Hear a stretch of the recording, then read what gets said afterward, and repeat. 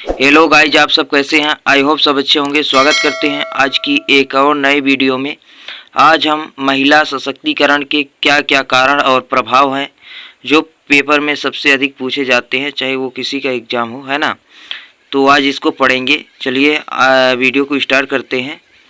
महिला सशक्तिकरण साधारण शब्दों में कहे तो महिलाओं को शक्तिशाली बनाना इसका मुख्य उद्देश्य होता है। अर्थात इस मतलब आप समझिए, महिला सशक्तिकरण यानी महिलाओं को सशक्त बनाना यानी शक्तिशाली बनाना, इसका मुख्य उद्देश्य है ना। ये नाम से ही स्पष्ट है, ठीक है। जिससे वे अपने जीवन से जुड़े सभी फैसले स्वयं ले सकती हैं और परिवार और समाज में अच्छे से रह सकती हैं। आज देखते हैं कि हमारे घर में पुरुषों को फैसले लेने की जो है तो अधिकार होता है, महिलाओं को नहीं बोलने की आवश्यकता होती है ना। तो महिलाओं को बोलना या अधिकार देना ही यहाँ पे बताया गया है, यानी महिला को शक्तिशाली बना देना कि वो अपना खुद फैसला ले सकें, है ना। सामाजिक, राजनीतिक, आर्थिक और सांस्कृतिक और सिविल सभी क्षेत्रों में पुरुषों के साथ समान आधार पर महिलाओं की सहभागिता और निर्णय लेने में समान पहुंच और सभी मानवाधिकारों और मौलिक स्वतंत्रता कानून और वास्तव में उपभोग करना, राष्ट्र के निर्माण में अपना मत प्रस्तुत करना, है ना। ये सब महिलाओं के लिए जो है तो अधिकार देना जरूरी है ना। डॉक्टर अंबेडकर जी ने कहा था कि यदि किसी समाज की प्रगति के बारे में सही जानना है तो उस समाज की स्त्रियों की स्थिति के बारे में जानो।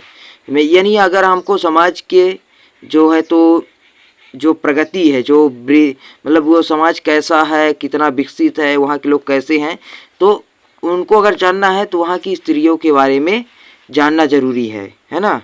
उनके बारे में जानिए।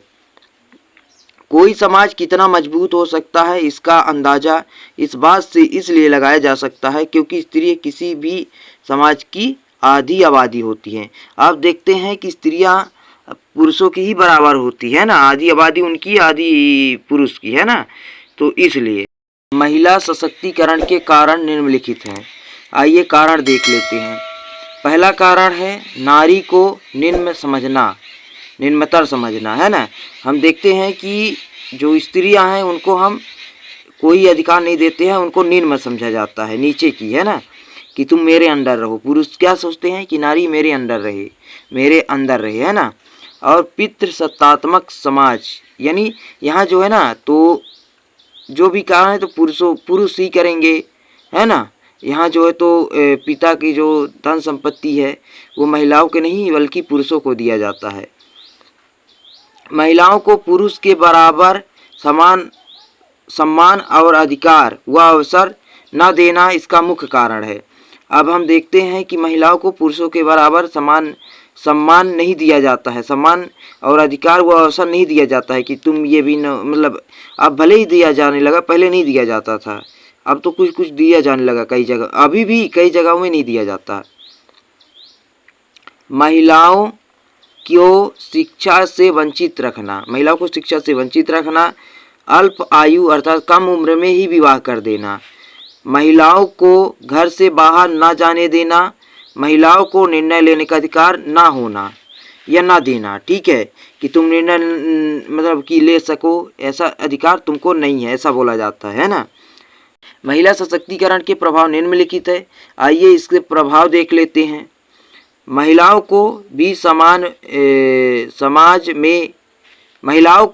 समाज में महत्व दिया जाने लगा। महिला और पुरुष को बराबर अधिकार और अवसर दिया जाने लगा। महिलाओं को शिक्षा दिया जाने लगा और नौकरी के अवसर भी दिया। विवाह की आयु बढ़ा दी गई है। महिलाओं को घर से बाहर जाने दिया जाता है। अब धीरे धीरे महिला आत्मनिर्भर बनती जा रही हैं, है ना। क्या हो रही हैं? आत्मनिर्भर बनती जा रही हैं। महिला अपनी ज़िंदगी से जुड़े निर्णय खुद लेने लगी हैं। महिला भी हर कार्य में बढ़ चढ़कर भाग या हिस्सा लेने लगे शुरू कर दिए हैं ना। पुरुष भी महिलाओं के फैसले का इज्जत करते हैं। हक मांगने से नहीं मिलता, छीनना पड़ता है। ये तो ज़रूरी बात है कि कहते हैं कि हक मांगने से नहीं मिलता, उनको छीनना पड़ता है।